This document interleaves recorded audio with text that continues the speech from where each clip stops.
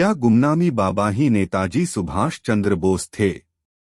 जानिए क्या कहती है जांच आयोग की रिपोर्ट। तत्कालीन अखिलेश यादव सरकार ने इलाहाबाद हाई कोर्ट के आदेश के बाद गुमनामी बाबा की जांच रिपोर्ट के लिए जस्टिस विष्णु सहाय आयोग का गठन 2016 में किया था। अब योगी सरकार ने इस रिपोर्ट को स्वीकार करते हुए सार्वजनिक किया है। 23 जनवरी 1897 इसी दिन नेताजी सुभाष चंद्र बोस का जन्म हुआ था। असल मायनों में आजादी के सबसे बड़े नायक सुभाष चंद्र बोस ही थे। वह अंग्रेजों से लड़कर आजादी छीनने के पक्षधर थे, लेकिन नेहरू और गांधी की छत्रछाया में नेताजी का योगदान इतिहास में भुलाने की कोशिश भी की गई है। नेताजी की मौत का रहस्य अब भी बरकरार है। क्या नेताजी की मौत 1945 में प्लेन क्रैश में ही हुई थी? इसको लेकर देश विदेश में लगातार खोज चल रही है। कई लोगों का मानना था कि नेताजी जी की मौत प्लेन क्रैश में नहीं हुई। नेताजी गुमनामी बाबा के नाम से यूपी में 1985 तक रह रहे थे। नेताजी पर रिसर्च करने वाले बड़े बड़े विद्वानों का मानना है कि गुमनामी बाबा ही नेताजी सुभाष चंद्र बोस थे, लेकिन इसकी पुष्टि अब तक सरकार की तरफ से नहीं की गई है और न ही कोई ठोस प्रमाण ऐसा सामने आया है। इन सब के बावजूद गुमनामी बाबा को ही नेताजी सुभाष चंद्र बोस मानने वालों की संख्या हजारों में है। गुमनामी बाबा, जो कि अपनी अंतिम अवस्था में यूपी के अयोध्या के राम भवन में निवास करते थे, उनके कई गुण नेताजी सुभाष चंद्र बोस से मिलते थे। उनकी आवाज, उनका ज्ञान, उनका संगीत, सिगार, बंगाली भोजन, ये सब नेताजी ये मिलते जुलते थे।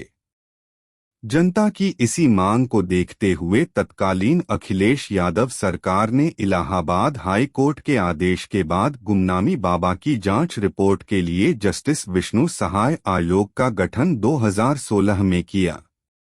जस्टिस विष्णु सहाय आयोग का मुख्य काम यह पता लगाना था कि गुमनामी बाबा की असली पहचान क्या है। क्या गुमनामी बाबा ही नेताजी सुभाष चंद्र बोस थे? 3 साल बाद जस्टिस विष्णु सहाय आयोग ने अपनी रिपोर्ट यूपी विधानसभा में पेश की। इस रिपोर्ट को यूपी सरकार ने स्वीकार कर लिया है। इस रिपोर्ट को स्वीकार करते हुए यूपी सीएम योगी आदित्यनाथ ने रिपोर्ट को सार्वजनिक करते हुए लिखा है, आयोग द्वारा गुमनामी बाबा उर्फ भगवान जी की पहचान नहीं की जा सकी। गुमनामी बाबा के बारे में आयोग ने कुछ अनुमान लगाए हैं। गुमनामी बाबा बंगाली थे। गुमनामी बाबा बंगाली, अंग्रेजी और हिंदी भाषा के जानकार थे। गुमनामी बाबा एक असाधारण मेधावी व्यक्ति थे। गुमनामी बाबा के राम भवन से बंगाली, अंग्रेजी और हिंदी में अनेक विषयों की पुस्तकें प्राप्त हुई हैं। गुमनामी बाबा को युद्ध, राजनीति और सामयिक की गहन जानकारी थी। गुमनामी बाबा के स्वर में नेताजी सुभाष चंद्र बोस के स्वर जैसा प्राधिकार का भाव था। गुमनामी बाबा में प्रचंड आत्मबल और आत्मसंयम था। अयोध्या में 10 वर्षों तक गुमनामी बाबा पर्दे के पीछे रहे। पर्दे के पीछे से जो लोग गुमनामी बाबा को सुनते थे, वो सम्मोहित हो जाते थे। गुमनामी बाबा पूजा और ध्यान में पर्याप्त समय व्यतीत करते थे। गुमनामी बाबा संगीत, सिगार और भोजन के प्रेमी थे। गुमनामी बाबा नेताजी सुभाष चंद्र बोस के अनुयायी थे।